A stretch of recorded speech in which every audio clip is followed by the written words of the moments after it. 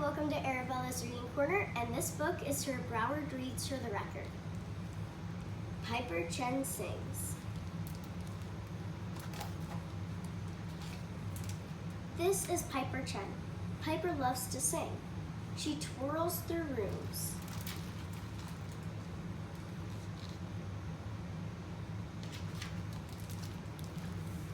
Bounces up the stairs and hops foot to foot, always singing out a tune. She sings good morning to the peeking sun and good night to the cresting moon. She sings to the orange-chested robins whistling outside her window and to the chanting frogs in the faraway pond, and they sing back to her.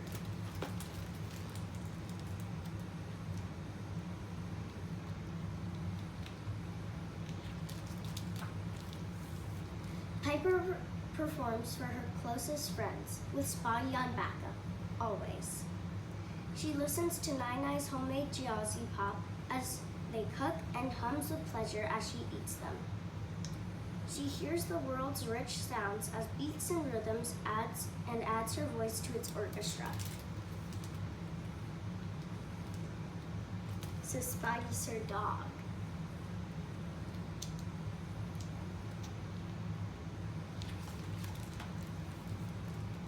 On a bright spring morning, Piper scoots to school, slapping her foot against the pavement and bopping her head to the beat. When Miss Lopez takes attendance, Piper belts out, "Here!" She practices her whistle when she colors and cuts, and hums quietly while looking for the perfect book.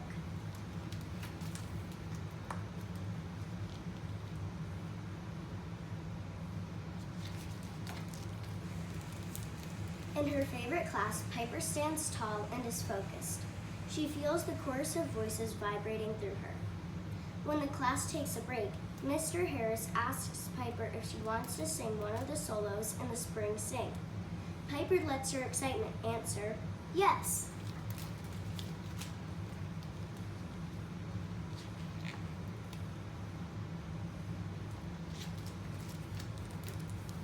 Yet when they start practicing again, something doesn't feel right. Piper is suddenly frozen, and she can only sing in a worried whisper. "If you feel nervous, Piper, that is normal," Mr. Harris assures her. "You have the choice to sing a solo or sing with the class. Just tell me what you decide next time we meet."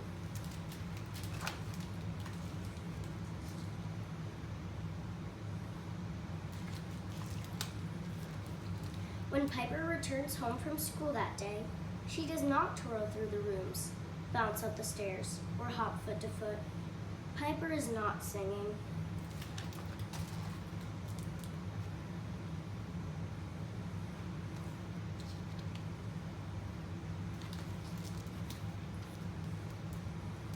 Listening to the tune from Nine-Eye's piano, Piper does not hum along. She does not sing one note. Nine-Eye is sitting upright at the piano bench, as she often does, one foot resting on the pedal, never wiggling or even rattling her teacup. She starts playing their favorite song. "Piper, I know you are there, but you aren't singing."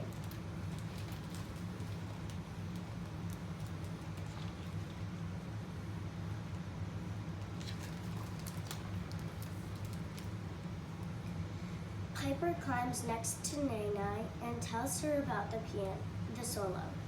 "What if I forget the words? What if I sound like a frog?" she says.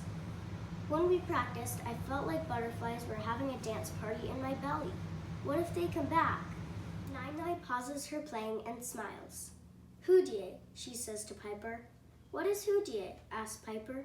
"It is the Chinese word for butterfly," answers Nine-Eye.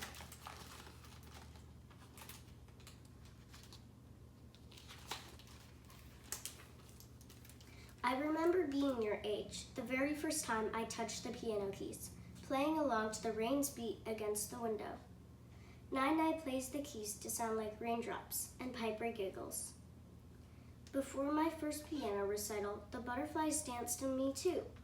'Go away, Hudie,' I begged, but they just flew faster. They would only settle once I began to play."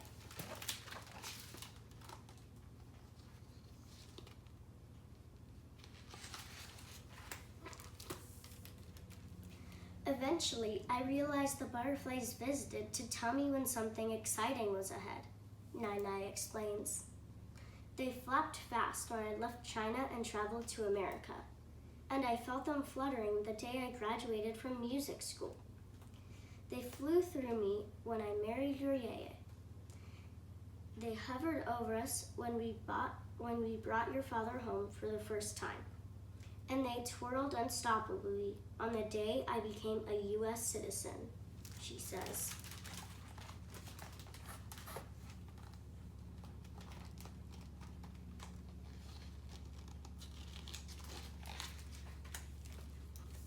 Now when they greet me, I greet them back. Hello, Hudie, ni hao. Piper, do you want to sing the solo? Piper blinks and thanks and nods. Nai resumes playing their favorite song, and Piper finally sings along.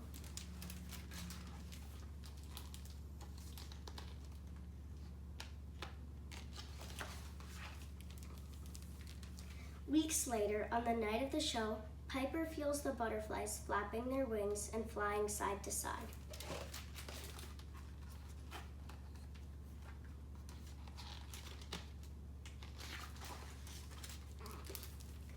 When it is her class's turn to sing, they walk out slowly. Piper sees the spotlight shining like the bright, welcoming sun, and its reflection on stage like the inviting moon.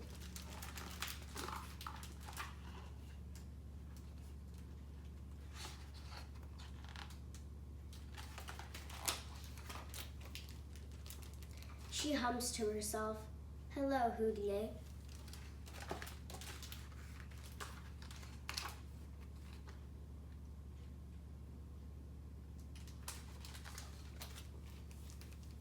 Piper steps into the glow. The butterflies rest, and she sings. She sings like she sings to her stuffed animals and Spotty the dog, the sun and moon and stars, the trees and birds and frogs. She sings because she loves to sing, and her love is alive in that moment, fluttering through her, her family and friends, and her loving Nai, fluttering up and out into the world.